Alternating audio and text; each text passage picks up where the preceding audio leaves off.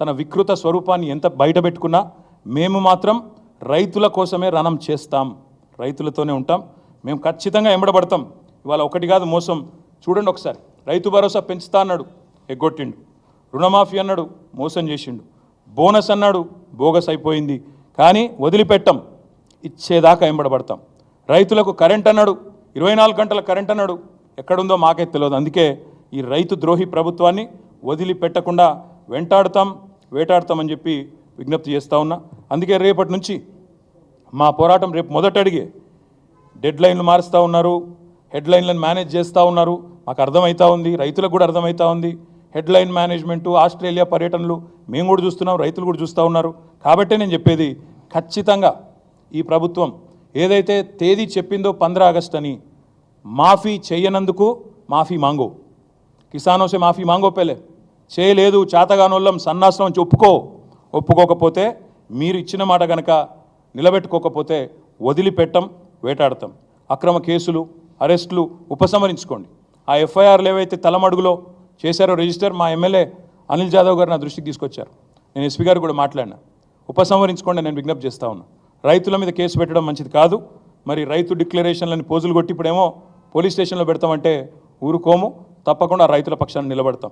అందుకే నేను అనేది, ఈ ప్రభుత్వాన్ని ఒకవేళ ఇట్లాగే మేము కేసులు పెడతాం, భయపెడతాం, ఏదో ఒకటి చేసి నడిపిస్తామంటే భవిష్యత్తులో ఇది మొదటి అడుగు మాత్రమే.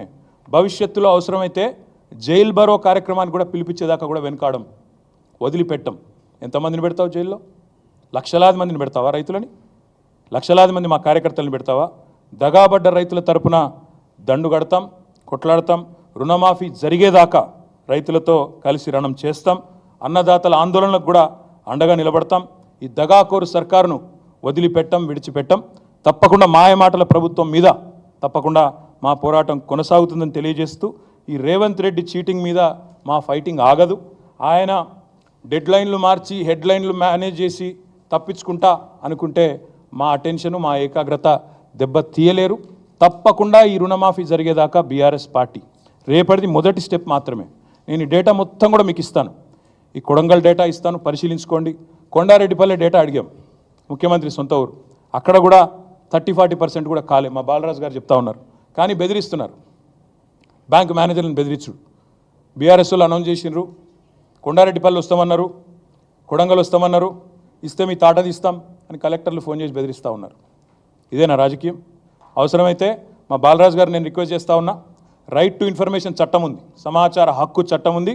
సమాచారం ఇవ్వడం అనేది, తప్పకుండా తీసుకోవడం అనేది మన హక్కు. బాలరాజు గారిని కోరుతా ఉన్నా, మీరు వ్యక్తిగతంగా మీరే అప్లై చేయండి ఆర్టీఐ కింద. ఎట్లా సమాచారం ఇవ్వరో మేము కూడా చూస్తాం. అవసరమైతే చీఫ్ సెక్రటరీని కూడా కలుస్తాం. కొండారెడ్డిపల్లెలు ఏమైంది, కొడంగల్లో ఏమైంది, రాష్ట్రంలోని రైతులకు ఎంత అన్యాయం జరిగింది, ఇవన్నీ కూడా ఎక్స్పోజ్ చేస్తాం, బయట పెడతామని చెప్పి కూడా మళ్ళొకసారి తెలియజేస్తూ, రాష్ట్ర రైతన్నలకు నేను విజ్ఞప్తి చేస్తూ ఉన్నా, మీరు దయచేసి స్థైర్యం కోల్పోకండి. ఈ మోసగాళ్ళు